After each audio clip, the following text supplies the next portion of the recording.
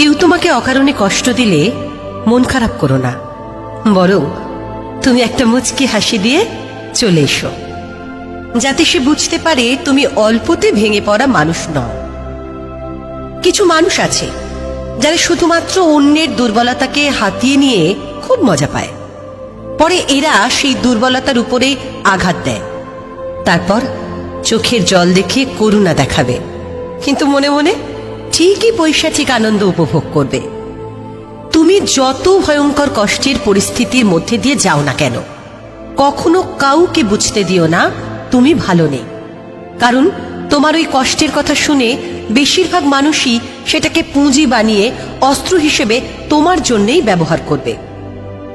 প্রয়োজনে সৃষ্টিকর্তাকে ডাকো, তাকে সবকিছু খুলে বলো, তবুও দুনিয়ার কাউকে নিজের কষ্টের কথা শেয়ার করতে নেই, কারণ মানুষ সুখ ভাগাভাগি করতে পারলেও দুঃখকে ভাগ করে নিতে চায় না, বরং সেটা নিয়েই খোঁটা দেয়।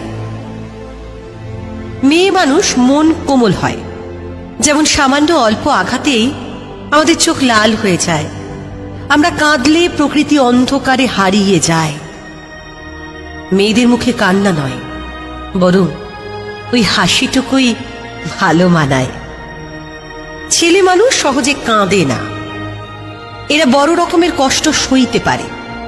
তারপর যদি কোনো ছেলে কাঁদে, তাহলে বুঝতে হবে পৃথিবীর সবচেয়ে বড় কষ্টটাই সে পেয়েছে, বড় আঘাতটাই সে পেয়েছে। পৃথিবীটা গোল, তুমি আজ যেভাবে যাকে কষ্ট দেবে, সেই কষ্টগুলো কোনো একদিন ঘুরে ফিরে ঠিক তোমার কাছেই চলে আসবে। তুমি আজ যাকে যেভাবে কাঁদাবে, সেই একইভাবে তুমিও একদিন ঠিকই কাঁদবে, অবশ্যই কাঁদবে, কাঁদতে হবে।